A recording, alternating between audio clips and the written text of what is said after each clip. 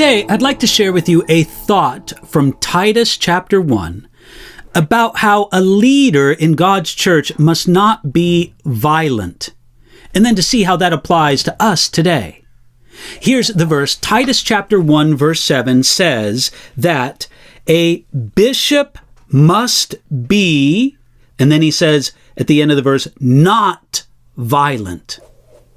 Now, as we read what the Apostle Paul wrote as a description of the character that Titus should look for in leaders among God's people, it's good for us to ask, if I'm not a leader among the people of God, and if I don't really plan on being a leader, why should I care about this list? I can think of a few reasons why every Christian should care about this list of qualifications for leaders that's in Titus chapter 1. First of all, every Christian should care about this list because it gives God's description of what spiritual maturity and godliness practically look like. We may never have the calling to leadership, but every Christian should grow towards the character that is found in a godly leader. Number two, it helps us to understand what God expects of the leaders we should respect and pray for in God's church.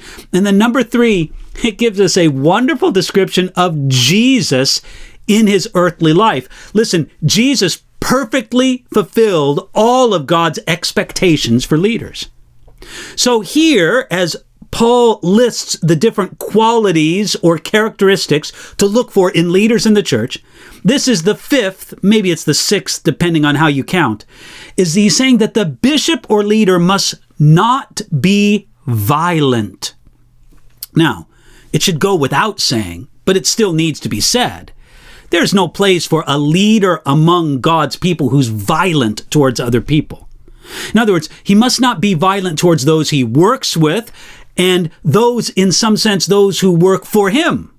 He must not be violent in any way that he would force himself upon a woman, for example. He must never be violent towards his wife.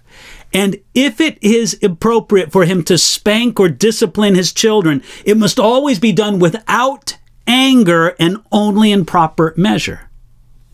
Now, normally, we think of only two exceptions to this for a leader among God's people. The first is if he does it in correct measure under proper authority. For example, as a soldier or as an officer of the law. Soldiers and police officers sometimes need to be violent. Now, they should only be violent in correct measure, and they should only be violent in proper authority. But the second excuse is not only that, but the second reason is if somebody is violent in self-defense, and again, then only in proper measure. Now, there's something else to see here. It's pointed out by William Barclay. He said that the ancient Greeks understood the meaning of this word for violent to mean not only physical violence, but also verbal abuse. It might be that this was Paul's focus here. Usually we understand that those who have a problem with physical violence are not qualified for church leadership. That seems clear.